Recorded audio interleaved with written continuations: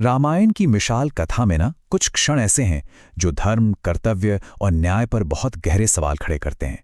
तो आज हम ऐसी ही एक कहानी को समझने की कोशिश करेंगे, किष्किंधा के राजा वाली के वध की कहानी। यही वो सवाल है जो सदियों से गूंजता रहा है ना?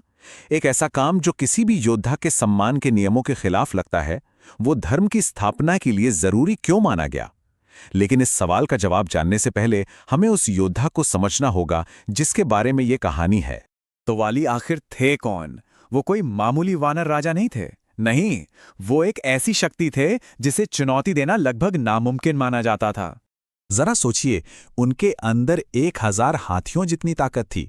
उनकी शक्ति की कहानियां तो किष्किंधा से बहुत दूर दूर तक मशहूर थीं, पर सिर्फ यही एक वजह नहीं थी कि उन्हें कोई हरा नहीं सकता था। असल ताकत थी एक दिव्य वरदान की वजह से।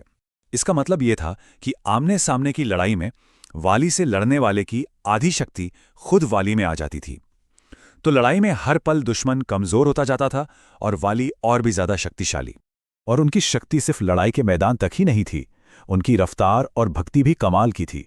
हर रोज सुबह वो अविश्वसनीय गति से यात्रा करके सूर्यदेव को अर्घ्य देते थे। ये उनके असाधारण चरित्र को दिखाता है, एक शक्तिशाली राजा जो अपनी धार्मिक साधना के लिए भी उतना ही समर्पित।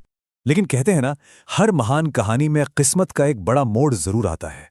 वाली की कहानी में भी आया, एक श्राप और एक बहुत बड़ी गलतफहमी की शक्ल में, जिसने उनके पतन की कहानी लिख दी।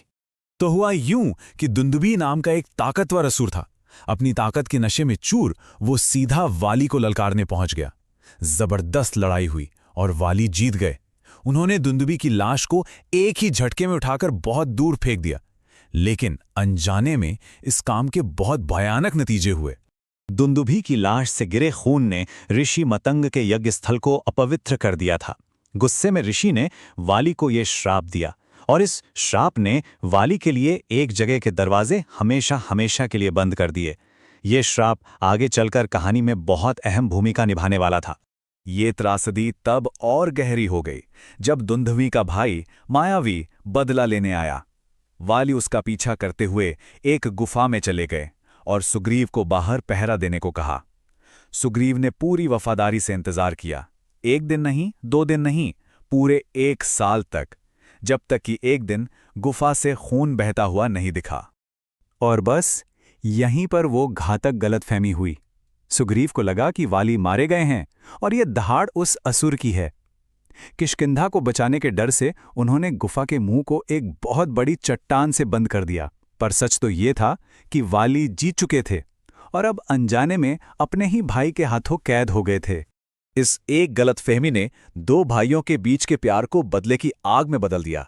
एक ऐसा झगड़ा शुरू हुआ जिसने किष्किंधा को हमेशा के लिए बदल कर रख दिया। जब वाली आखिरकार उस चट्टान को तोड़कर बाहर निकले तो उन्होंने जो देखा उससे उनका दिल टूट गया और गुस्सा भड़क उठा। उन्हें लगा कि सुग्रीव ने जानबूझकर उन्हें धोखा दिया था ताकि वो सिंहासन पर कब्जा कर सकें। बदले की आग में वाली ने सुग्रीव की कोई भी सफाई सुनने से मना कर दिया। उन्होंने अपने भाई को बेरहमी से पीटा और राज्य से निकाल दिया। लेकिन फिर उन्होंने एक ऐसा कदम उठाया जो सिर्फ गुस्सा नहीं था, वो अधर्म था। वाली ने सुग्रीव की पत्नी रूमा को जबरदस्ती अपने पास रख लिया।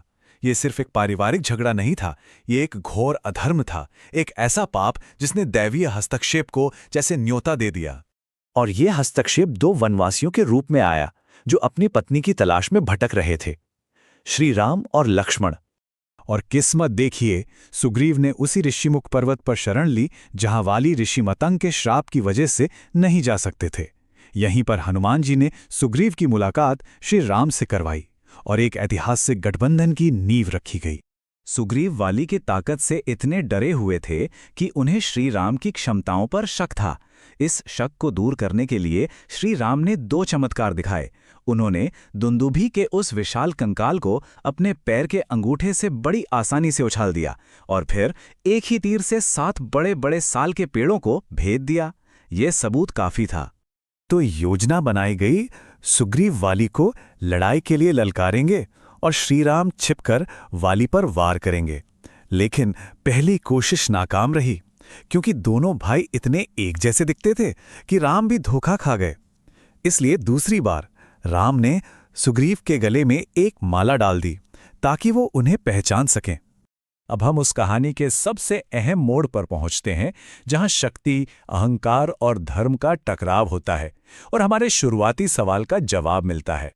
जब सुग्रीव ने दूसरी बार ललकारा तो वाली की समझदार पत्नी तारा ने उन्हें रोकने की बहुत कोशिश की। उन्हें किसी अनहोनी का एहसास हो गया था, लेकिन अपने अहंकार में डूबे वाली ने उनकी एक न सुनी। जैसे ही दोनों भाई लड़ रहे थे, श्री राम ने अपना बाण चलाया, जो सीधा वाली के सीने में जा लगा। गिरते हुए अपनी आखिरी सांसों में वाली ने वही सवाल पूछा जो इस पूरी कहानी के केंद्र में है, एक महान राजा को इस तरह धोखे से क्यों मारा गया? और श्री राम ने जवाब दिया। उन्होंने साफ साफ बताया कि वाली का वध एक योद्धा का नहीं बल्कि एक पापी का दंड था। रूमा को बलपूर्वक अपनाकर वाली ने एक राजा और एक योद्धा के रूप में अपना सम्मान और अधिकार दोनों खो दिया था। उन्होंने एक पशु जैसा बर्ताव किया था और धर्म के अनुसार एक पशु का शिकार ही किया जाता है। उस पल वाली को अपनी गलती का एहसास हुआ। उन्होंने श्री राम की दिव्यता को पहचान लिया और अपने पापों के लिए पछतावा किया। अपनी मृत्यु से पहले उन्होंने अपने बेटे अंगद की देखभाल की जिम्मेदारी सुग्रीव को सौंप दी और इस तरह भाइयों के बीच का संघर्ष समाप्त हुआ। तो अंत में वाली की कहानी हमें सोचने पर मजबूर कर देती है। यह एक उलझी हुई कहानी है जिसमें गलतफहमी, अहंकार, श्राप और आखिरकार अधर्म की भूमिका है। ये कहानी एक याद दिलाती है कि शक्ति चाहे कितनी भी हो, जब वो धर्म का मार्ग छोड़ देती है तो उसका अंत निश्चित है।